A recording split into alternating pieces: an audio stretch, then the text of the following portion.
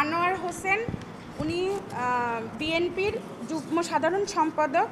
উনি ভয় দেখায় পাম্প নিবে উনি বারংবারই ভয় দেখায় বিএনপির শীর্ষস্থানীয় নেতারা নাকি উনার দলে উনার হাত রাখছে উনার মাথায়।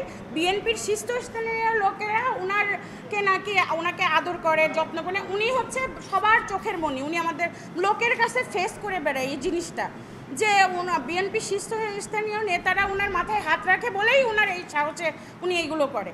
দেখেন, আমরা তো অসহায় ফ্যামিলি। আমি নিজে একজন ডাক্তার, আমার ভাই ইঞ্জিনিয়ার, আমার বাকি দুই ছোট ভাই ওরা কেবল এসএসসি পরীক্ষা দিয়েছে, আমার মা আমার বাবা নাই।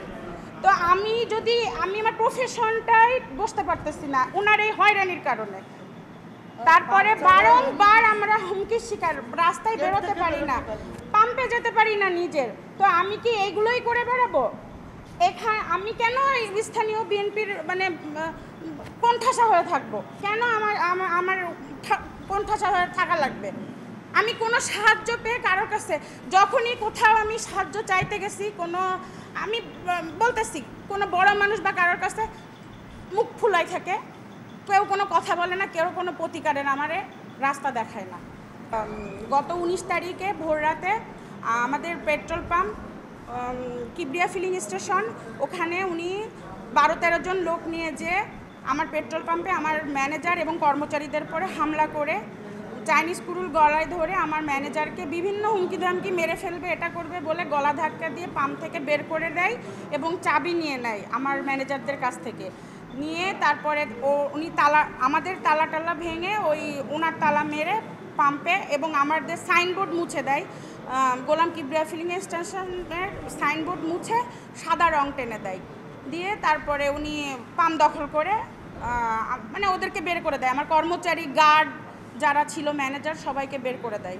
এরপর আমি 999-এ ফোন করি। 999-এ ফোন করার পরে আমাদের পুলিশ প্রশাসন ওরা পাঠায়। তারপরে হচ্ছে ওখানে পুলিশ আমাদেরকে ডাকে, আর ওরা ওখানে উপস্থিত ছিল। ডাকার পরে এবার তখন ফাঁড়িতে, বাগাচারার যে ফাঁড়ি, ওখানে আমাকে নিয়ে যায়, আমাদেরকে এবং ওনাদেরকেও ডাকে যে আপনাদের কি কি ডকুমেন্টস আছে দেখান। তো উনি তো কোনো ডকুমেন্টস দেখাতে পারিনি, একটা ভুয়া দলিল উনি দেখায় যেটার কোনো ভিত্তিই নেই। আর হচ্ছে আমি আমার বিপিসির অনুমোদন, ডিলারশিপ, এভরিথিং, আমার পাম্পের গোলাম কিবরিয়া ফিলিং স্টেশনের যত কিছু আছে সব কিছু দেখায়। এরপরে আমাদের ফাঁড়ির পুলিশ ওনারা বলে আচ্ছা ঠিক আছে, আমরা কাগজ দেখি, আপাতত এখন পাম্প বন্ধ থাকবে। কিন্তু আমাদের পাম্পে তেল মজুদ ছিল প্রায় 30 থেকে 40 লক্ষ টাকার। তারপরে আমরা ওনার কাছে বলি যে পাম্পে তো তেল আছে, তো এখন আমরা কি করতে পারি? তখন পুলিশ বলে যে পাম্পটা তাহলে এক কাজ করেন, আপনাদের একটা লোক আমরা দিচ্ছি, আমাদের থাকবে।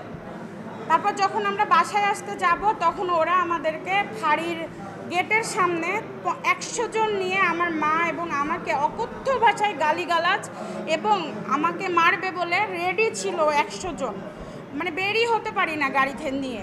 তারপরে আমরা পুলিশ জানে, ওসি সাহেব জানলো, আমি বিভিন্ন মানুষের কাছে হেল্প চাচ্ছি আর কি, যে আমি পুলিশ। তখন ওই বাগাচারা পুলিশই আমাদেরকে সাহায্য করে আমার বাড়ি পর্যন্ত ওনারা দিয়ে গেছে সেফলি।